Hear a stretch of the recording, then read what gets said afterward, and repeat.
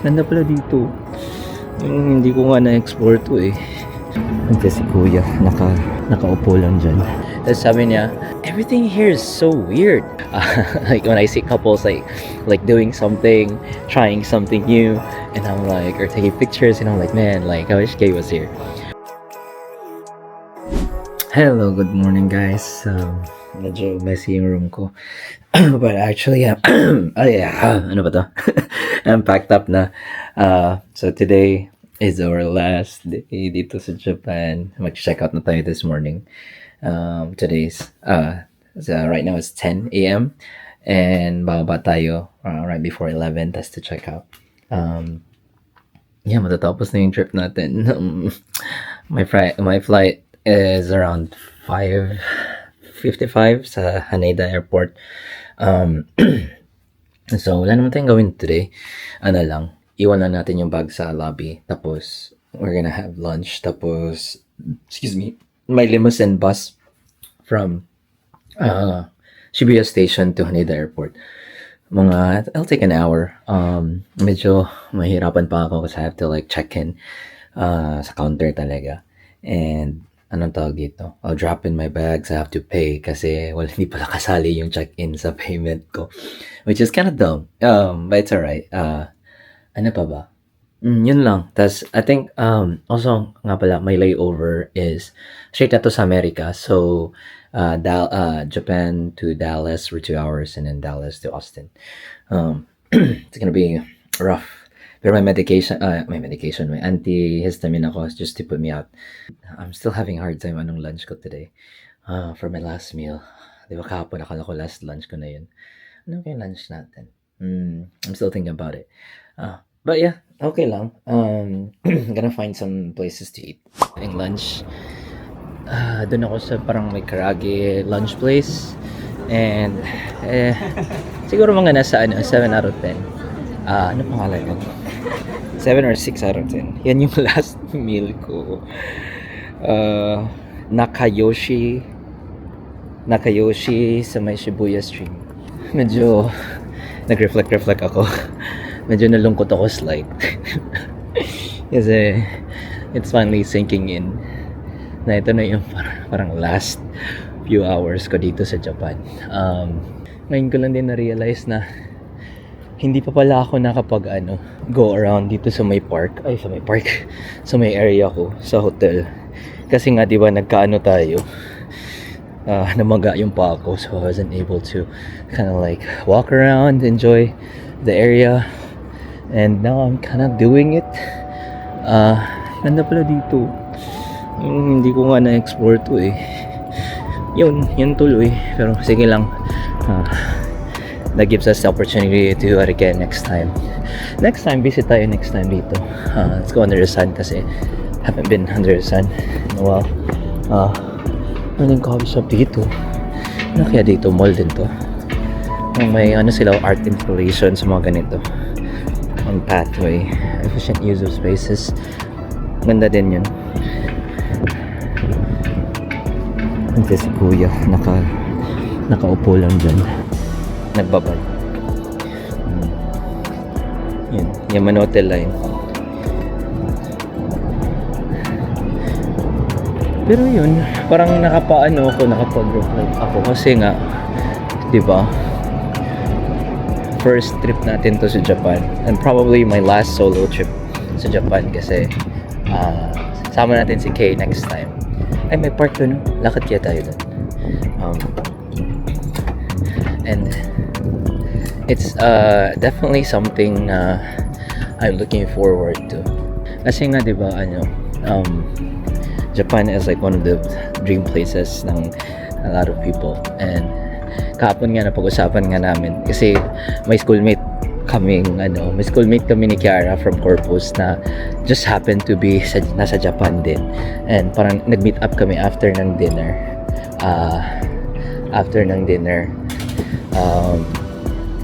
Kagabi. Di ba nag-umakase tayo kagabi. Tapos yun, nag-meet up kami sa may Shinjuku area. And parang na briefly topic namin na yung ganda talaga ng Japan. Like, ang sarap balik-balikan.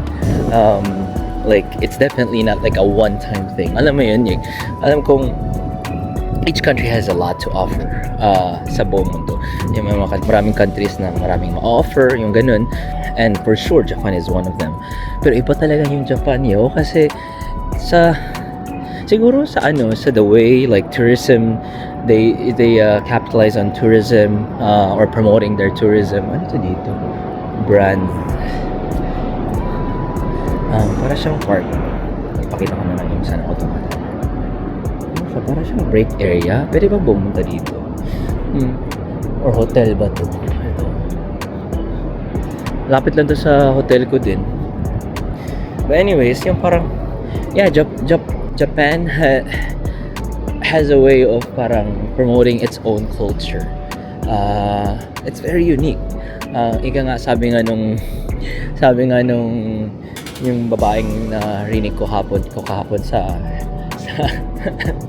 sa Don Quixote. Ano siya? I know she's from America kasi she had a very thick southern accent. Tapos sabi niya, everything here is so weird. And you could rephrase that into like everything here is so brand new and unique. In a good way. In a good way naman din. In most cases. Yan nga, meron namang and Japan, like any other country, is not exempt from having its dark sides, diba? Ang ganda, may green wall, guys.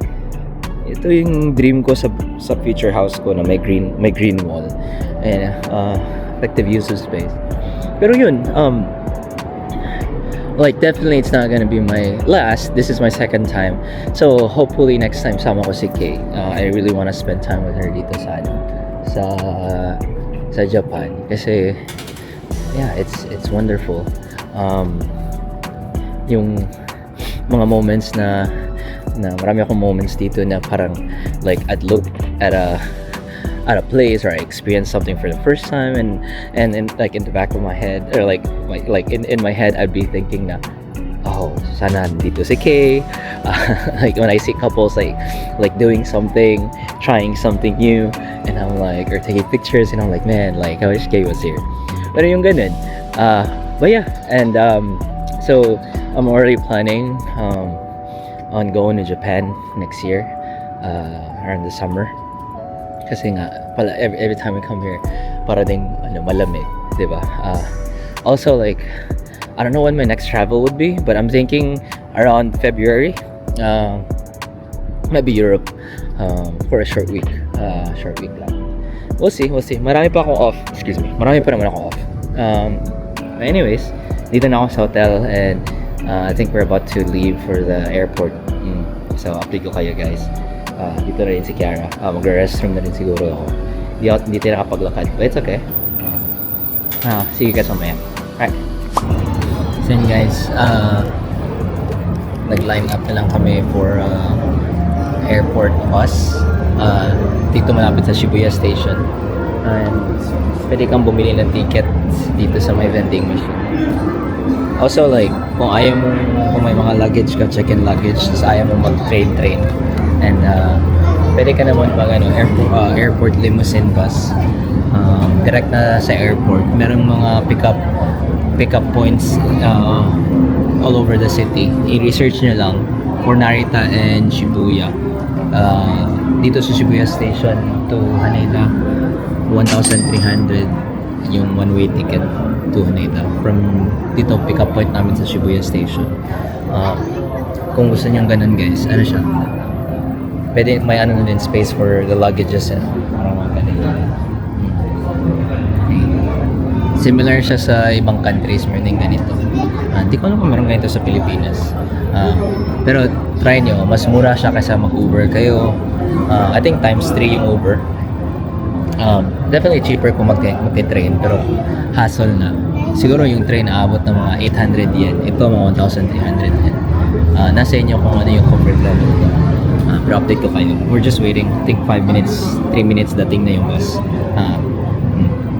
Tapos feeling ko talaga to luxury bus, so baka pwede mo recline and stuff. Yan guys, list na si Kiara. Bye. Bye. Take care. Bye. Ingat, ingat, ingat. Salamat. Bye-bye. Kita-kits sa Houston. Cha-cha-cha-cha. Cha-chang! Yan guys. Nakaano na kami. Nag limousine bus experience kami. It wasn't that bad. Siguro, wait, time's up. Ano siya? It took an hour to get to Haneda.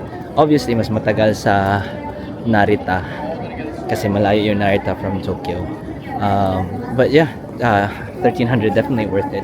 Tapos sobrang kalmado lang. It wasn't all that traffic. Siguro that time. Pero I can see the value na na mapupuno talaga siya. Tapos guys, just be warned. Walang reservation. OMG, haba ng pila ng American Airlines. Linya muna ako. Sige. Bye-bye. Yan guys, we finally got inside dito sa my departure area. Ang tagal kong nag-line up. I think almost an hour, if not an hour talaga. Yeah, an hour plus. Kasi na ngayon? What time is it? Almost 4 na. And I had to line up and drop my bags. But good news is I didn't have to pay for my check-in. Pero medyo weird lang. I don't know if lost in translation. So may isang check-in baggage ako. So it was free. But it's kind of weird kasi sabi niya I have to get my luggage sa Dallas and then check back in, which was so weird. Tapos sabi niya naman niya, tinanong ko siya ulit. Tapos sabi niya ulit na no, get luggage Austin. And then so I was just so confused. Tapos sinabi naman niya ulit, no. Parang I was like, okay, you know what? I'm just gonna have to deal with this sa America. But good thing is we didn't have to pay. That's the good news. So yun, hanap ako ng lounge na pwede akong maka-access. Pero feeling ko wala akong lounge na pwede akong maka-access kasi weird sila sa mga priority pass eh. Sky Lounge South. Tapos guys, ang dami ko palang sobra. Like my luggage was only like 17 kilos. So I was allowed like 23 kilos. So may 6 pounds pa. So mga 12, how much was that? So mga nasa 12 pounds pa. Gusto kong bumili nito. Toki banana. Masarap daw to. Ito. This one. Maybe I should buy. Bili siguro ko. Kasya pa to sa luggage ko eh. Piling ko kasya pa to. Bili tayo mamaya. Uy, may donkey dito. Ito, may donkey dito. Donkey. So, this is the banana. Guys, so 1, 2. So there's 8 pieces inside for 1 2. And then for 12 pieces inside. Oh, they have a Doraemon version.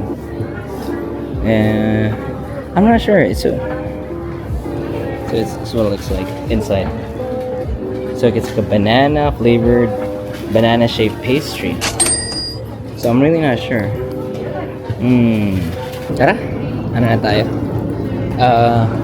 So I ended up buying 2 of those banana things. One original and one Doraemon version. Yung Doraemon mas mahal siya by 200 yen, but it's not bad. Tapos hindi na ako bumili ng what do you call that? Uniqlo shirt. Kasi medyo na ako. Medyo like do I really need it?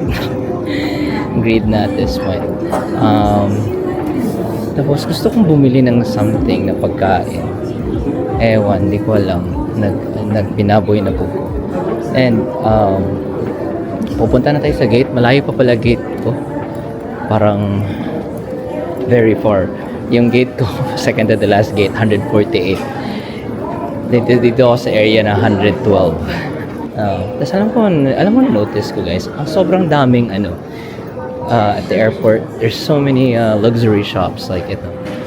Chanel, Bulgari, yung ganun. Kita nyo ba? Hindi ko alam. Tapos, like, sobrang dami talaga. And like, nag-wondering ako dati, how do they survive? Marami kayang bumibili. Diba? Tapos, parang it's a numbers game din naman. Like, maraming taong nagta-travel na mayayaman or mga last minute gifts, yung mga ganun. You know. Ganda. Sa labas. Sunset na. Anyway. Sa Reddit ako nakatambay. Again, take it with a grain of salt. Hindi naman lahat ng nakikita nyo sa Reddit mura. Ay, mura. Totoo. So, meron ako nabasa somewhere dun sa Reddit. Nag-ask din ng same question. May Cartier dito. Tingnan nyo. Cartier. Diba? Bottega Veneta sa gilid. Tapos anyways, kung nga sa Reddit, nag-ask, like, how do they survive? Like, do people actually buy stuff? Tapos, minsan din, mas mahal. Mas mahal sa airport talaga. So, may nag-comment dun. May nag-comment dun sa may Reddit. Sabi niya, they said, I work at the airport in one of those so-called luxury shops. Tapos sabi niya, the reason daw, yung mainly, yung main bentahan daw nila, yung bumibili sa kanila is yung mga mayayaman na, sabi niya, you'd be surprised, ang daming mayayaman na bumibili para sa mga wife nila, sa mga kabit nila. Like, for their mistresses, yung ganun, last minute bumibili, or yung may mga ganung level. So, I was just like, oh wow, like, how do they, tas may nag-ask, like, how do you know mistress sila? Tas parang sabi na, oh yeah, you'll know. Like, you'll know. Tas parang ganun. So, I was just like so shocked. Uy, may robot, oh, tignan mo. Free to all passengers daw. You can just ride one of those daw, sabi. Gusto kong i-try pero wag na. Kasi, I think it's for those people who actually really need it. But yeah, yun yung sabi nila. Para daw sa mga mistresses nila, sa mga, tas sabi din, kung if you're rich naman daw, like, yung ganun kakayaman, you won't really need to, you won't really care of the price difference, whether buying it sa airport or buying it sa may shops na mura. Mas mura. Kasi mayaman ka, di ba? Sana all. Pero dito na tayo banda sa gate natin. Shops lang. Ito, may takoyaki, yakisoba. But of course guys, it's a lot more expensive dito. A hell lot expensive. A lot more expensive. May Chirashi Boardings Airport. Damn. Parang food court siya dito guys. Dito, may sili stuff. Yan kaya tayo sa dito sa souvenir shop. Anong meron dito? They have ramen. Should I get ramen? Chukman. May chukman. Should we get one before we fly out? How much time do you have left? We have an hour. We have an hour. Magkano dito?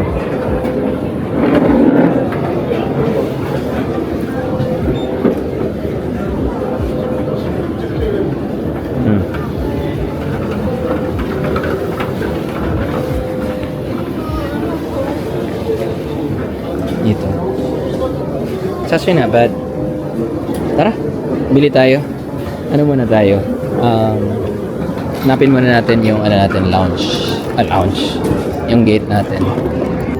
Ito lang pala. Lapit lang. Ayun, bili muna tayo. Kasi medyo nagugutom na si Uncle. Bili na muna tayo. Bahala na. And guys, we're boarding na. And what time is it? It's 5:15 and I'm group 6, so groups 1 to 4 pa ko yung boarding. Yeah, this is my last couple minutes ito sa Japan. I'm super sad. Sige lang, babalik pa tayo. I'm truly blessed na nakapunta. I was given this opportunity to actually go out and experience Japan the way I wanted it to experience. Ano pa ba? Yun lang. Balitaan ko kayo. Kasi parang na-clarify ko na pala yung luggage situation ko. So I was just, sabi daw, I will go through customs, pick up my bag, and then check in ulit. But I only have 2 hours though, so we'll see about that. 2 hours dun sa Dallas. So pag ma-miss ko, sila na bahala nun. Hopefully hindi ko ma-miss yung connecting flight ko because I really wanna go home na. And bad daw yung weather sa Austin. Anyways, I think yun na siguro.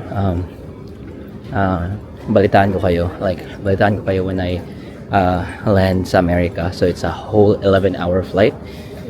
I think, I'm not sure if Japan Airlines yung airplane or American Airlines. But I really wish it's American Airlines. Low-key. Or Japan Airlines. I don't know. It was really bad nung papunta ako dito. And, yeah, balitaan ko kayo. And I think I'm boarding soon. Group 5 na. Sige, ingat. And guys, dito na tayo sa Dallas Airport. So we're here sa USA. Yeah, it's good to be back home, but I will miss Japan. Alam niyo, pagod na pagod ako kasi uminom ako ng cetirizine. I was drinking yung pampatulog, yung antihistamine. Tapos nakakatulog siya. Makes you drowsy. And yung katabi ko sa plane, it was a full flight. So there were people like right next to me. And madaldal sila, guys. Which is a good thing naman. Pero alam mo, like, I was planning on sleeping the whole time. And hindi ako nakatulog kasi andun sila. Like, I mean, I fell asleep for a bit, pero ganda, may display na parang, I mean, nakatulog ako, pero slight lang. Pero grabe sila, like, they were, anong tawag dito? They were very chatty. Nag-ano sila, they were sharing about their Japan travels and stuff. And so I was like, okay. And I was sharing mine too. And we kind of like talked for about like 2-3 hours. We talked about everything. Dumating sa Japan, sa mga relationships and stuff. Couple pala sila, so shout out sa kanila. Kay Charlie at saka Ken. Anyways, Ken na lang tawag ko sa kanya kasi mahirap i-pronounce yung Charlie pa pangalan ng babae? Something with a K. Something with a K. I forgot her name. Tawayan ng Charlie tsaka Ken. Kasi mahirap i-pronounce yung pangalan ng guy din. Ewan ko.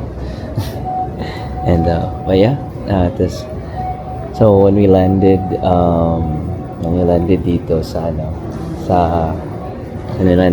Dallas, medyo may slight delay kasi nga may weather interruptions dito. And also in Austin, so dinelay nilang flight ko. Supposedly I was scheduled to leave 4:35. So ngayon I'm scheduled to leave like 5:50. So parang na-delayed na isang oras. Parang ganun. And yeah, I'm so excited to go home. Pagod na ako. I'm trying to take the train, Skylink, to another terminal. So, hintayin na lang.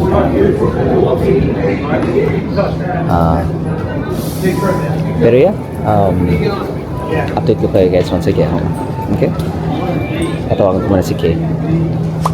Hi guys! Kamusta? I'm finally back dito sa Austin. I'm back in my apartment. Anong oras na? 1:00. Ay, 1 na pala. 1:30, 1:26. I'm so tired. Ano may nangyari? Di ba na-delayed yung flight natin? Na-delayed pa siya ng na-delayed. Siguro mga nasa 8 times siyang na-delayed. 15-minute intervals. Oh my God.